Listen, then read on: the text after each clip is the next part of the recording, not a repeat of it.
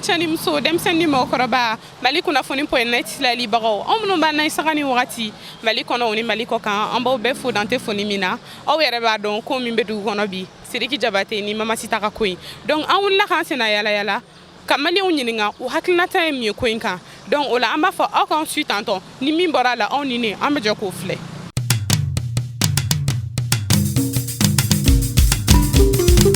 N balimakɛ tɔgɔ ni jamu duman? Ne tɔgɔ Ismaila Gino. Ismaila Diko e bɛ baara jumɛn na? Ne bɛ bon n tɛ baara la pour ma n ye école Ah étudiant. Ok d'accord. An bɛɛ b'a kalama affaire min bɛ Bamako sisan nɔ. Voilà Sidiki Jabate k'a ni a ka je sais pas n'a ex de don wa donc kɛlɛ dɔw de kɛra u ni ɲɔgɔn cɛ fo ka taa fɔ u y'a retiré ka bɔ trophée dɔ a tun nominé don o nɔfɛ fo ka taa fɔ ko in bɛ ka aggraver quoi an bɛɛ b'a kalama donc e yɛrɛ hakilinata ye mun ye nin ko in na?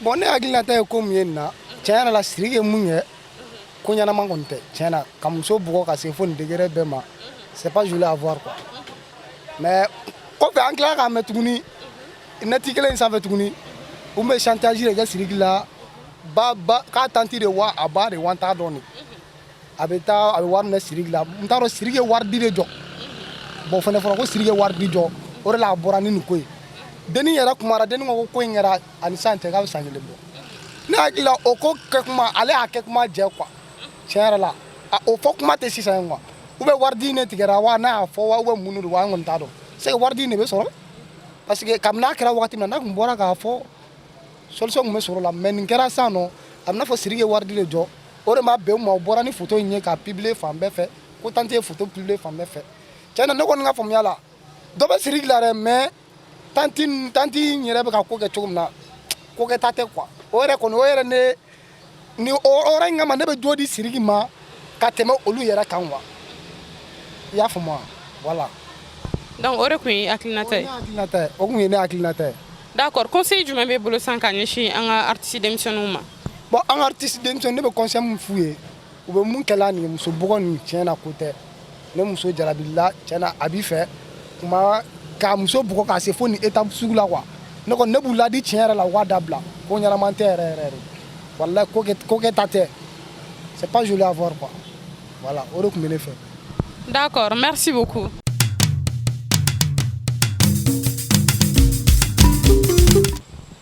N balimakɛ somɔgɔw? Ouais, ça va. Tɔgɔ ni jamu duman? Moi c'est Ali Condé. Aliou Condé? Ouais. I bɛ baara jumɛn kɛ?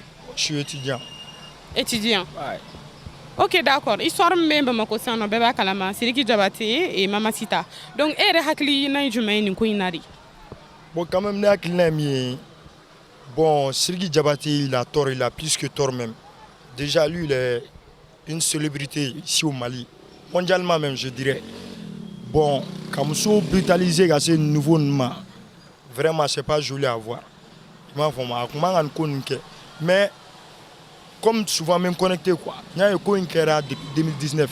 C'est pas le moment qu'on a exposé ou à bégayer quoi. Sidiki il a plus que tort même. Mais si avant quelque chose Denis Fana a ma koyana marqué quoi. Quand même si tu aimes un homme, kobe kola kana soama. Bi ale borana yɛrɛ ka yɛrɛ lebu de. Borana ka yɛrɛ lebu. A kelen tɛ me ka message lancer Bamako muso bɛɛ de ma quoi. Nata kana mɔgɔ bila ko dɔ la, c'est vrai a bɛ cɛ fɛ. Célébrité de fana don o la donna nin ko la. Bon la fille elle a plus que tort avec n'a ka famille. Bon ɲa b'a la u bɛ ka na ko Guinéen ni Malien. Olu bɛ se ka kuma n'a y'an jaabi an bɛ denni refoulé o.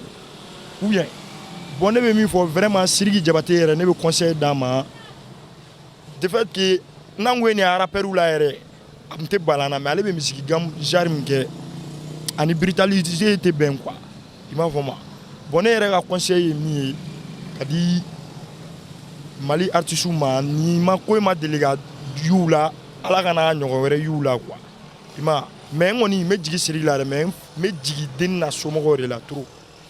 Parce qu'ils ont trop, ou a exagéré trop. Femme qui il y a une année, o problème exposé sisan mun na intérêt ko de do j'ai attendu que ko Sidiki me wari do ma k'u bɛɛ jɔra i ma fo a ka fɛn wɛrɛ ɲini a k'o kɛ au lieu de a ka na cɛ lebu ta a filɛ cɛ kun bɛ comment dirais-je a kun bɛ nomination dɔw la Afrique u y'a bɔ olu bɛɛ la à cause de problème malien de do vraiment an kɔni bɛ Sidiki soutenir de parce que an malien ɲɔgɔn de do de fait que u yɛrɛ ye ko cɛ kan ka ko den ye Guinéen de donc an bɛ Sidiki ko de la nin ko la quoi voilà ko de ye ne ka kuma ye. Voilà, kuma ɲɛna merci.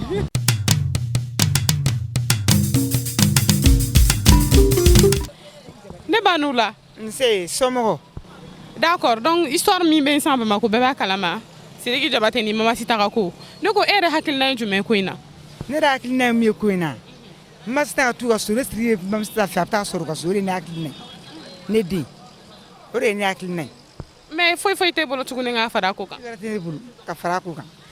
Conseil jumɛn b'i bolo k'a ɲɛsin an ka dɔnkilidala denmisɛnninw ma.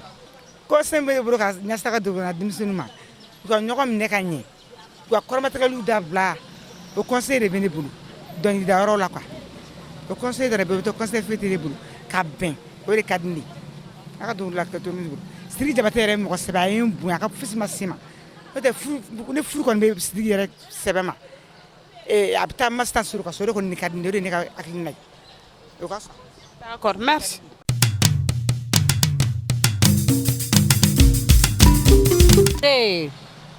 Tɔgɔ ni jamu duman? Ne tɔgɔ Saran Dabo. I bɛ baara jumɛn na? Ne ye jagokɛla de ye. Awɔ.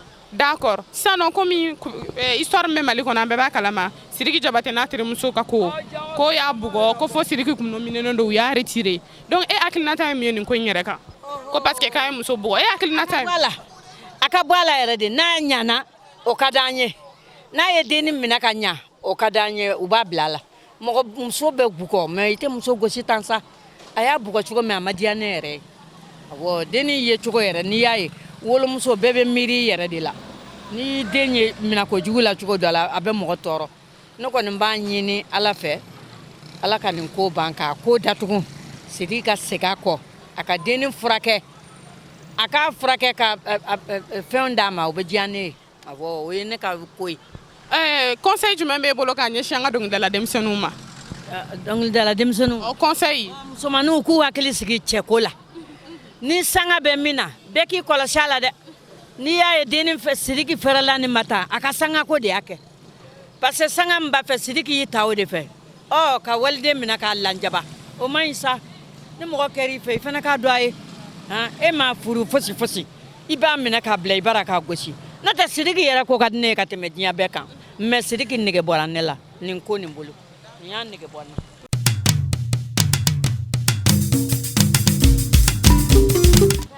I tɔgɔ? Ibrahim Jakite. Ibrahim Jakite i ka baara ye jumɛn ye? N ka baara ye nin bolili le n bɛ moto taxi de boli.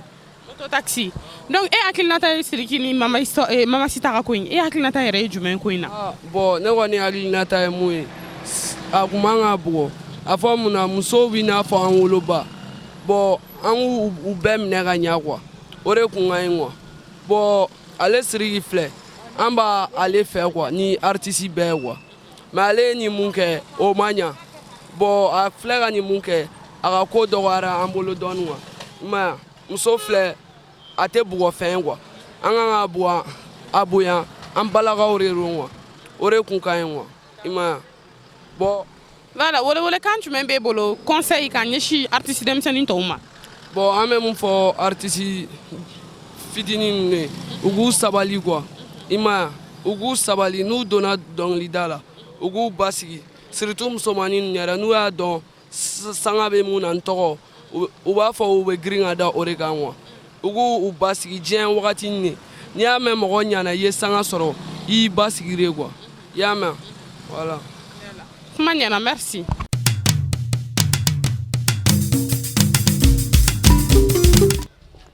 N balimakɛ n'u la. An b'a n'u la ça va.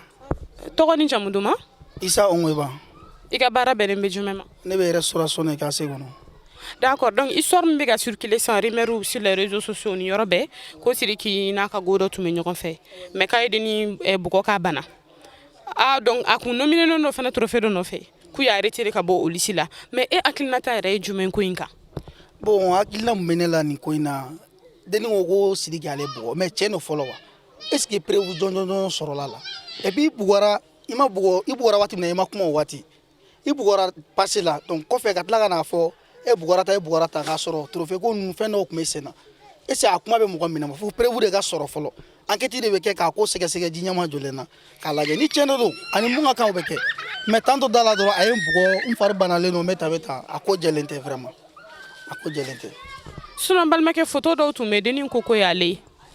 photo wa ne ye photo ye a banalen don dɔw yɛrɛ ko mobili yɛlɛla kan o y'a tamponné a yɔrɔ dɔw cicatriser len don mais tiɲɛ don wa don de y'a ye a ɲɛ la est ce que mɔgɔ sɔrɔla ko n y'a ye Sidiki y'a kɛ tan preuve bɛ jɔn de bolo.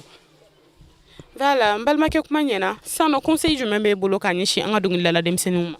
Bon conseil min bɛ ne bolo u ka an ka rappeurs ma bon conseil min bɛ ne bolo u k'u hakili to yɛrɛ la parce que mɔgɔ sugu bɛɛ bɛ yen donc u k'u ko kɛ cogo dɔn dɔrɔn a banna. sisan nɔ welewelekan laban jumɛn b'e bolo ka ɲɛsin an ka musomanin ninnu ma. musomanin ninnu bon en vrai dire u ka to yɔrɔ kelen u k'u yɛrɛ dɔn a banna u k'u yɛrɛ dɔn dɔrɔn u k'u yɛrɛ dɔn o de ka gɛlɛn awɔ u k'u yɛrɛ dɔn dɛ o dɔrɔn de ka gɛlɛn. jɔnni k'u yɛrɛ dɔn. musomanin k'u yɛrɛ dɔn dɛ awɔ a jubaju wulu de. Voilà, merci kuma ɲɛna.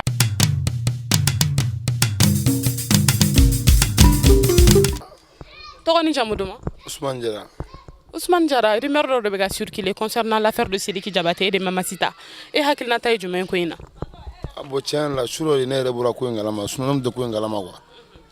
N bɛna mun f'i ye kanu fara furu wa kɛlɛ b'a la ja b'a la a mana kɛ fɛn o fɛn o fila de b'a dɔn u ni ɲɔgɔn cɛ i m'a faamu wa k'a fɔ ko Sidiki y'a bugɔ Sidiki y'a jogin o ye diyagoya de kɛ kanu kɔni na n'a bɛ kɔnɔna na kɛlɛ b'a la o ni kɛlɛ kɛra ni cɛ dimina a sen mana kɛ bugɔlen min a b'o de kɛ o a bɛ se ka kɛ ɲuman ye a bɛ se ka kɛ juguman ye o tɛ tiɲɛ ye bon o de kɔni bɛ ne fɔ k'o f'i ye fɔlɔ ne ye ɲininkali dɔ la n bɛ jaabi.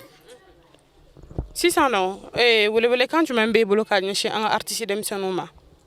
bon artiste ninnu kɔni tiɲɛ la n bɛ fɛ ka mun f'i ɲɛna han maliyɛn artiste ninnu muso ka d'u bɛɛ ye est ce que kuma faamuya dɔ bɛ ɲa la dɔ bɛ ɲa cɛlakaw la n'i ko maliyɛn dɔrɔn i ko muso maliyɛn kɔni bɛ baara kɛ dɔnkilida fara fɛn wɛrɛw kan mais muso de b'u bɛɛ mago sa n bɛna exemple ta k'a d'i ma memo lɛ muso de ye memo bila dara la o tɛ tiɲɛ ye o fana hakili sɔrɔ musoko in na wa hakili sɔrɔ musoko in na dɛ denni fana sisan wuli ten i ka bɛ taa gɔlɔn ta ka da Sidiki la Sidiki kelen tɛ sare Mali la o est ce que Sidiki kelen na artiste ya c'est que ko dɔ b'u ni ɲɔgɔn cɛ o mais a bɛ se ka kɛ u fɔra ɲɔgɔn kɔ denni wulila a bɛ fɛ ka bisi dɔw kɛ po ye i m'a faamuya u ni ɲɔgɔn cɛ quoi u k'u hakili sigi musoko la u ka baara kɛ i kɛra sari fɛn o fɛn i kɛra dɔnkilidala ye o i kɛra dɔnkilidala ye o jamatigi fan o fan muso sen bɛ don i ka ko la wa n'i m'i hakili sigi o muso kelen de bɛ kɛ sababu ye k'i mago sa muso ye min mago sa a kɛra bɛɛ na sisan an bɛ Sidiki fana ta la nin ye conseiller de ka yir'u bɛɛ la u k'u hakili t'u yɛrɛ la u yɛrɛ ka misiw kɔnɔ a tɛ se minɛ kɛ Sidiki dɔrɔn tɛ u bɛɛ ko ko muso u hakili sigi muso ko in na koyi n'u m'u hakili sigi ne ba fana a kuma ka ca dɛ. kuma ɲɛna sisan nɔ ne balimakɛ conseil laban jumɛn b'e bolo k'a ɲɛsin musow fana ma. bon conseil min bɛ ne bolo k'a ɲɛsin musow ma kuma wɛrɛ tɛ nin na bilen o bi bi in na an bɛɛ de tiɲɛnen don musow tiɲɛnen don cɛw tiɲɛnen don parce que n'i ko musow tiɲɛnen don n'i m'a fɔ ko cɛ tiɲɛnen don i ye nkalon tigɛ o ni muso tɛ diɲɛ kɔnɔ bi an tɛ baara kɛ o n'i ye musow bɔ yen k'a to an cɛ damaw ye jɔn de bɛ baara kɛ mɔgɔ si tɛ baara kɛ mɔgɔ si an bɛ ka baara kɛ musow de an bɛ ka diɲɛ fɛn fɛn kɛ a bɛɛ b'a kɛ musow de ni muso yɛrɛ t'a la a man di mais n bɛ mun fɔ dɔrɔn an bɛɛ ka sabali ala ka hakili ɲuman d'an bɛɛ lajɛlen ma minnu b'u ka kanu na olu b'u ka kanu kɛ ka ɲɔgɔn faamu n'an ma ɲɛ a la a ye muso ye a ye cɛ ye i fana ye muso ye i fana ye cɛ bɛɛ n'i ka sira kana fɔ k'i b'i ni na nin kan karisa de ka di n ye n b'a fɛ n tɛ ni mɔn nin kan aw bɛ e fana ye muso ye karisa t'i fɛ k'i b'i ni na nin kan o de fana kun ye gɛlɛyama yɔrɔ ye mais ala k'an bɛɛ sɔn hakili ɲuman na o de ka gɛlɛn ne ko kuma. voilà kuma ɲɛna. merci.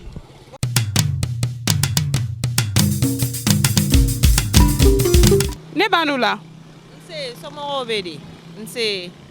tɔgɔ ni jamu duman. madame Jakite Fati Jalo. i ka baara bɛnnen bɛ jumɛn de ma. finikala. d'accord histoire dɔ bɛ ka circuler sisan nɔ rumeur Sidiki Diabaté et Mama Sita e hakilinata yɛrɛ ye jumɛn ye nin ko in na. bon ne kɔni b'a ye Facebook kan mais est-ce que ko ɲɛ tiɲɛ ye n'a sɔrɔ tiɲɛ kɔni don ne kɔni bolo kɔni aw ka Sidiki fana wele a ka fana ɲininka hakilina na donc mɔgɔ kɔni tɛ muso maltraité tantɔ hali ni a ye ko k'i la surtout kanu de don n'aw ma ɲa la i b'a dabila siɲɛ kelen o ka wusa i k'a tigi maltraité nin cogo la quoi ne kɔni ka hakilina y'o ye bon n'a sɔrɔ tiɲɛ fana tɛ u ka bɔ k'a fɔ surtout artiste do donc a ka fanu bɛ yɔrɔ bɛɛ la u ka bɔ k'a fɔ dɔrɔn ko tiɲɛ tɛ y'a ye ya ne kɔni hakilina y'o ye. Voilà, conseil laban jumɛn b'e bolo ka ɲɛsin an ka dɔnkilidala denmisɛnninw ma?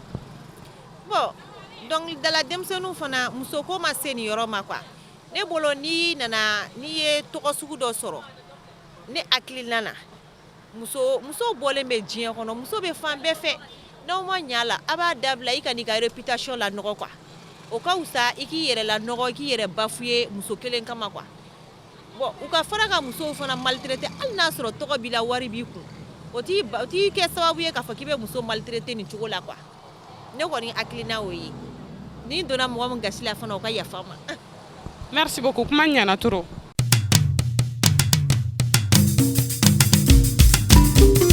N balimakɛ an'u la. Amba, madame, ça va?